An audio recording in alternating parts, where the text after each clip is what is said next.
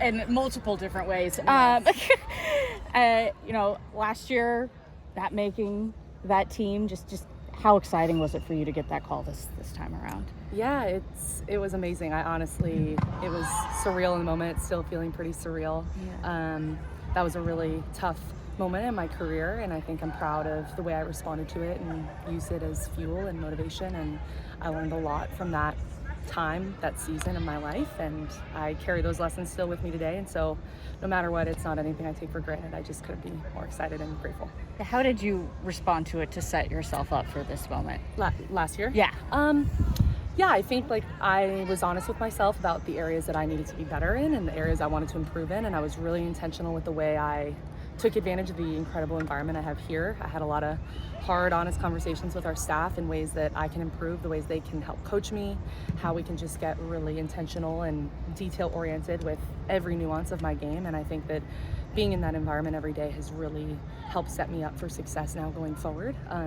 But yeah, I ultimately had a choice after that. I could feel bad for myself and kind of sulk my way through it, or pick myself up and continue to get after it and continue to grow and not let a setback or a failure define me. And it's just been the most incredible growing opportunity. And I think it's, again, something that I have learned so much from, and lessons that I carry with me every day. So I think it's only made me stronger. Sam, what was that call from Emma like? She joked that Katarina didn't even answer two calls. I got her first call. Yeah, I let it maybe ring once, and then I was like, okay, it's time to answer the phone. But I had my phone in my hand the whole day. I did not let go of it, and in the fear of missing a call, if anytime anyone tried to call me, I hung up immediately. It was short and sweet. It was a great little chat.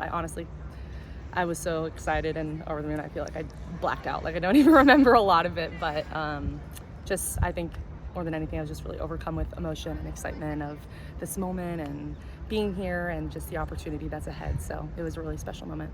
During last year and going into this year, was there any players that kind of took you under their wing and said, okay, this might be a setback, but I mean, it's hard to name just one. I mean, we have a locker room full of women that have experienced setbacks and hard times and not making teams or injuries. Obviously Becky was in a really difficult situation last year with her injury leading up to the World Cup. And so she was someone who was really supportive and inspirational to me through that time. Crystal Dunn shared a lot of her experience in 2015, I believe, about not making that team and then getting back up. So again, I think you can look at any women on our roster on this team, any team anywhere, and everyone's got a story and everyone has defining moments in their career that lead them to the success that they find. And I think that it is those moments and how we respond to them that really define us as people and players. Pretty simple question, but to be an Olympian, what does that mean to you? Yeah, I mean, it's hard to put into words. I think to reach the pinnacle of your sport and to be at this event that is so historic and just legendary and something I watched growing up as a kid is just, I come back to the word surreal. It's hard to put into words. I think I'm just so overcome with emotion and excitement and joy that I get to call myself that, and it's not something I take lightly and something I've tried to let myself soak in and really feel, and I'm just gonna pour my whole heart into it, and I just can't wait to get started.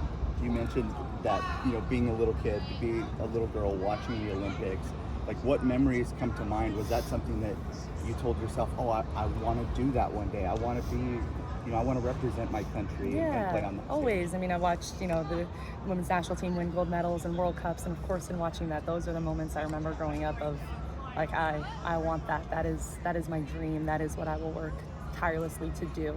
I have early memories of watching them, of course, but I actually got to go to a Winter Olympic Games with my dad when he covered it as a journalist, and I was probably 5 or 6.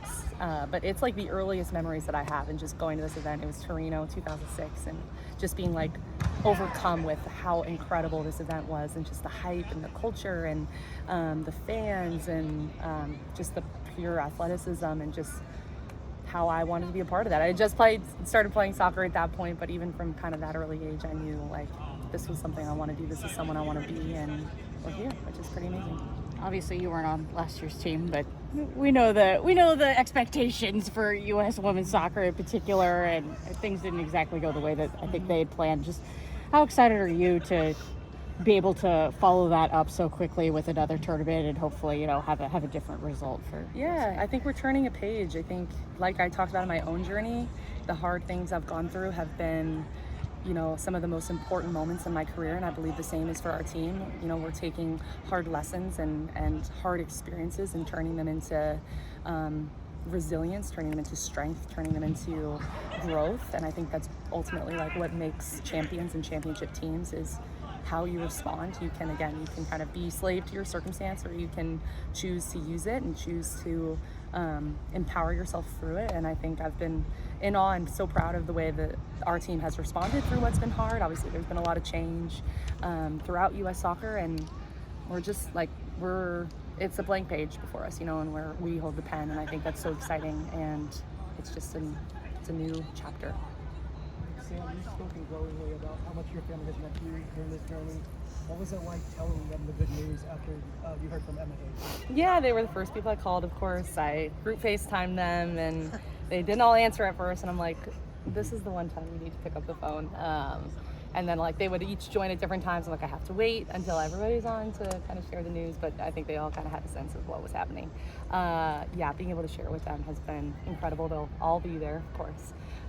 They know not to bother me with the details of their trip. My brothers asked me if I have free time to go on a sunset sail or a cruise. I'm like, I don't think I will be having time to enjoy France in the same way that hopefully they will. But they're my rock and my foundation, and to be able to share this dream with them. And I was talking to my brother yesterday, and I think he said the last time we have gone to Europe as a family was when we went to Torino in 2006 for the Olympics in Italy. So it's pretty cool that it's this full circle moment, that now we're going back to the Olympics together, but that now I get to be a part of it and they get to be there supporting me. So yeah, and then Sam, you started your rookie season, obviously with Brienne kind of switching you to play at 6. Now you're Olympian playing to 6. Has it kind of sunk into you yet? Just this feeling? Yeah, I mean, I think it's hard sometimes to take time and really just acknowledge the journey and getting to these places and these moments. But like I said, I'm someone that doesn't take things for granted, and I really relish in being able to just stop and acknowledge these kind of checkpoints along the way and these moments along this journey. Because if you're just chugging along and not enjoying it, then you're not in it for the right reasons. And so I feel proud of the way I've kind of gone heart first into all of this and really just tried to lean in and grow, and that journey is still continuing every day and will continue through this summer in many ways. And I just can't wait for what's ahead, and just to continue to be the best 6 that I can be. Yeah, and then fun question for me is, any special edition Squishmallows you can expect? I don't know, but I had to leave some room in my suitcase. I have a feeling I might be getting some more when I'm out there, or fans. We were in Utah, I got another one. I'm stuffing it into my bag, so I don't know, I'm gonna have to make some hard choices of which to bring, but I hope so. I always want more, so. Good?